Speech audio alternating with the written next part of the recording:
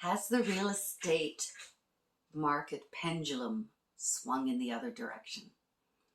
Hi, Helen McGraw here with the realty firm in London, Ontario, and I would like to take this opportunity to share with you the changes we have seen in our market in the last 4 months and what it will mean for you. Okay?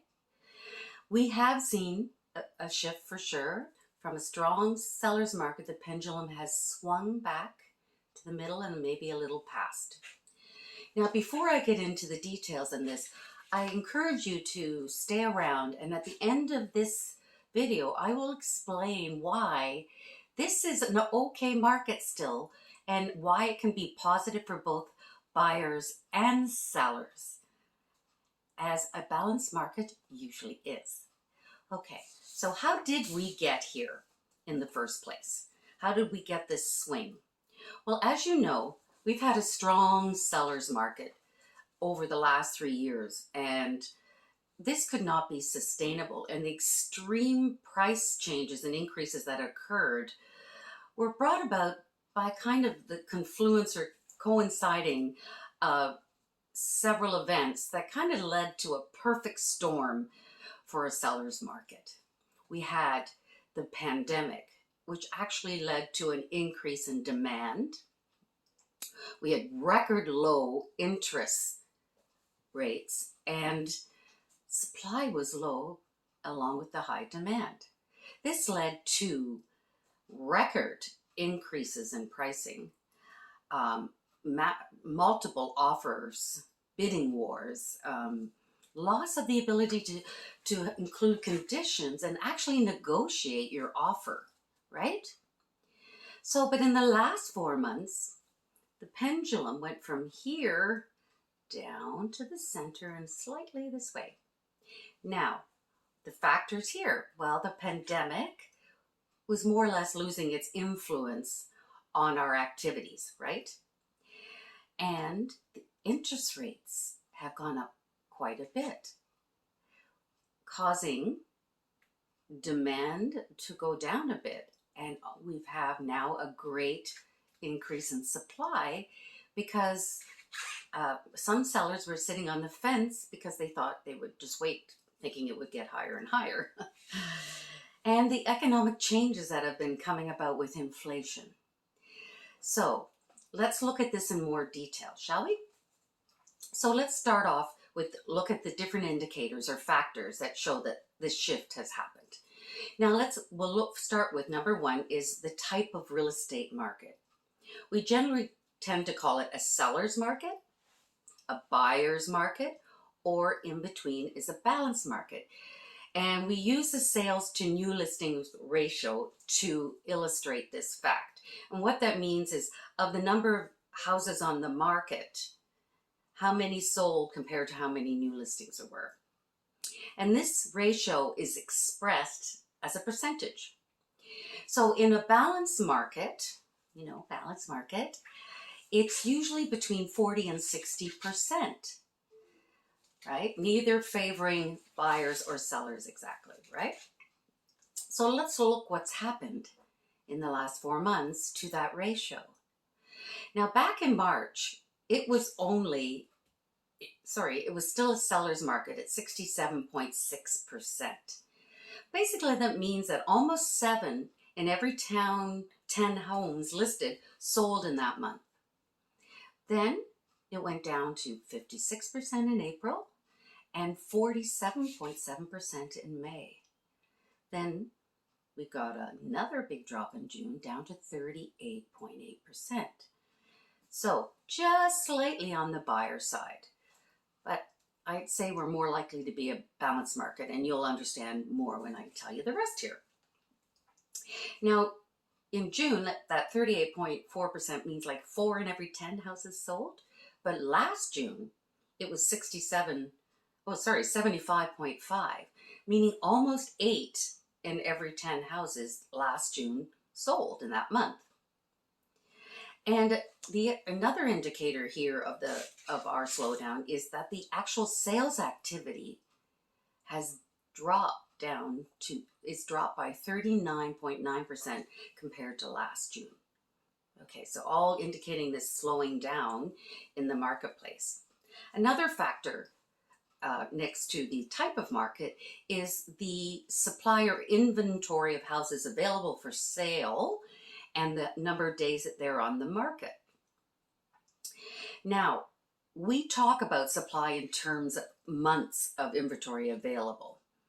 So, let's say it's like in March, there was barely 2 weeks inventory. So if nothing new came on the market, everything would be gone in 2 weeks.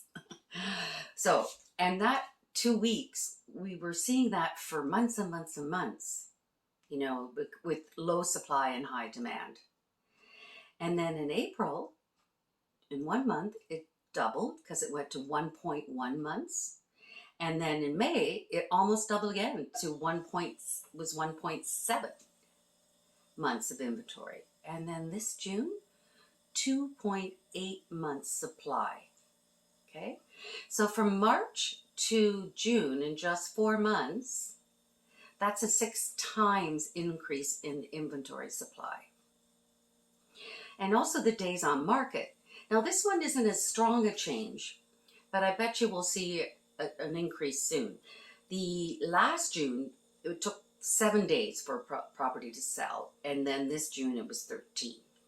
Okay, now in a balanced market, we usually it's 3 to 4 months inventory supply, and 30 to 60 days on the market was kind of the average traditionally for a balanced market. Now, as you can see, our numbers aren't quite there yet to show that it is in fact balanced, but that we are definitely maybe headed that way. The third indicator is prices. In the last 4 months, again, we have seen a steady month-to-month price decrease. Okay, in February to March, there was a 3.1% drop. March to April, 4.5%. April to May, 4% drop. And May to June, 10.1% decrease in the average sale price. Two things to keep in mind. That's all property styles, all areas, okay? And our prices are still up 8.9% from last June, okay? So there's no need for panic on that regard. Further to that, let me explain how this is still an okay market for both buyers and sellers. Yeah, you're not going to keep getting record crazy prices. And yes, some buyers are going to be a little bit left out of the market for a bit. But let's take a closer look. Now, you sellers, you're going to think to yourself, oh, wow, I guess I'm not going to get as much money as I wish as I could have if I had listed earlier. However, that is true. If you might not get as much as you would have 3 months ago, but prices are still historically high. For instance, let's look back. In 2020, now this is all styles of home in all areas, prices are still 44% higher than 2020, 67% higher than 2019, and 103% higher than 2017. So even if you only purchased 2 years ago, you are still at an advantage. Now, also keep in mind that if you are also going to be a buyer, you will proportionally pay less for your new place, just like you will get less for what you're selling. Now, there may also be fewer buyers in the marketplace because mortgage rates are going to continue to go up, but you can be probably more confident that these are really qualified buyers, because now you will have time to allow them to show that they have, in fact, got the financing. They can put a condition in, and they can have a pre-approval letter from their bank to say, hey, yeah, they're good. Both of which will give you confidence that the deal will close, right? And of course, if you work with your realtor to get your home properly priced prepared and priced, you will still sell quickly and for a great price. Now buyers, it may seem obvious to all buyers, right? Whoa, wow, great market. For most it will be. And why?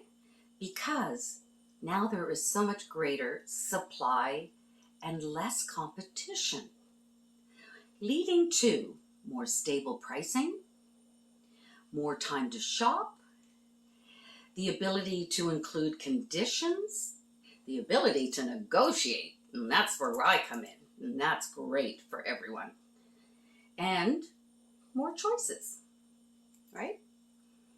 Keep in mind, for most of us, our home is not just a short-term investment. For most, it's longer. And, usually within the time, even 5 years, you will likely see a gain again. So, that being said, should you buy or sell right now is what you're still thinking, perhaps?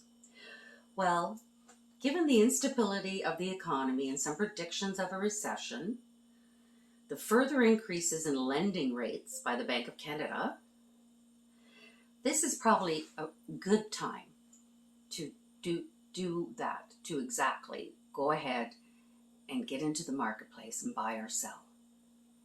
So if you'd like to know more specific information about your home, your specific location in our market, reach out to me, Helen McGraw at the Realty Firm.